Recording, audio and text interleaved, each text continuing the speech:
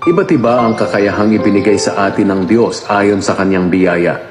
Kaya gamitin natin ang mga kaloob na iyan. Kung ang kaloob ng isang tao ay pagpapahayag ng salita ng Diyos, kailangang ipahayag niya ito ayon sa kanyang pananampalataya. Kung ang kaloob niya ay paglilingkod sa kapwa, maglingkod siya. Kung pagtuturo, magturo siya. Kung pagpapayo, magpayo siya ng mabuti. Kung pagbibigay, magbigay siya ng maluwag. Kung pamumuno, mamuno siya ng buong sikap. At kung pagtulong sa nangangailangan, tumulong siya ng may kagalakan. Magmahalan kayo ng tapat. Iwasan ninyo ang masama at laging gawin ang mabuti. Magmahalan kayo bilang magkakapatid kay Kristo at maging magalang sa isa't isa. Huwag kayong maging tamad, kundi magpakasipag at buong pusong maglingkod sa Panginoon.